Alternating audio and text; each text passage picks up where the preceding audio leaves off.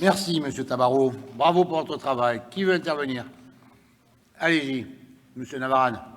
Merci, Monsieur le Président, mes chers collègues. Monsieur Tabarot, vous nous manquerez.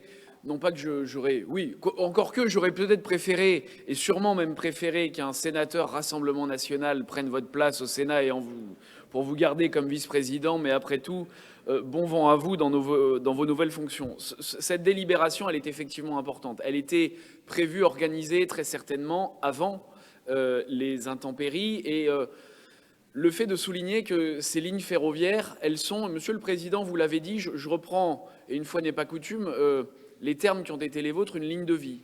Cette ligne ferroviaire, l'une des lignes fines des dessertes sur lesquelles nous délibérons, elle a effectivement été le soutien et elle marque l'intérêt qui est le nôtre, l'importance constante que nous marquons sur le réaménagement du territoire et pas seulement sur le maintien des lignes. Il est positif de tout faire pour maintenir des lignes. Et on le sait, notre collègue Laurence Boety-Forestier s'était engagée de manière assez virulente, à juste titre, sur ce sujet. Et les faits ont prouvé qu'elle avait raison. Et nous la soutenions d'ailleurs dans cette démarche. Et vous avez, je dirais pas obtempéré, mais vous avez suivi quels étaient son souci particulier sur cette ligne comme sur d'autres.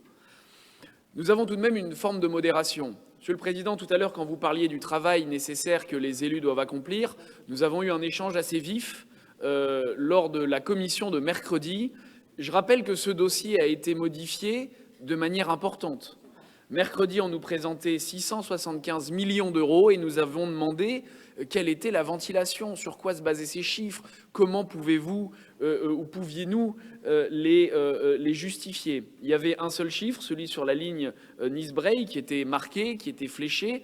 Le reste ne l'était pas. En quelques jours, il y a effectivement une réévaluation à la baisse, pas tant que les ambitions de la collectivité régionale étaient à la baisse, mais parce que les chiffres n'étaient peut-être pas suffisamment bordés. On est aujourd'hui à 580 millions, et vous l'avez dit, c'est une délibération de principe.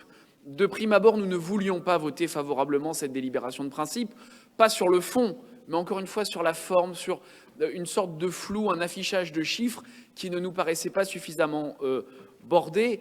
Mais il y a une démarche peut-être psychologique dans ce vote-là, dans le fait qu'il nous faut accéder de manière unie à la nécessité de donner ce message à l'État.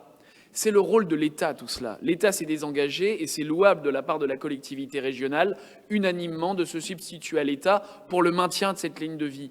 Mais tout de même, il va falloir, je le crois, je le crains, ça ne sera plus vous, mon cher collègue Tabarot, qui le ferez, mais continuer à batailler sur le fait non seulement que l'État doit tenir ses engagements, sur le fait que la SNCF doit tenir ses financements. Or, les financements de SNCF Réseau ne sont pas assurés, ne sont pas garantis et mettraient en branle cet accord de principe, ce que nous pourrions et ce que nous déplorerions dans l'avenir si ça se le passait. Mais oui, allez, votons favorablement cet accord de principe en espérant tout de même que la force qui doit être la nôtre sera d'imposer à l'État pas seulement l'entretien, mais le réaménagement de ce territoire à travers des dessertes fines qui ne doivent pas se limiter à l'existant. Donc nous vous suivrons sur cette délibération en la votant unanimement. Je vous remercie. Merci, Monsieur Navarane.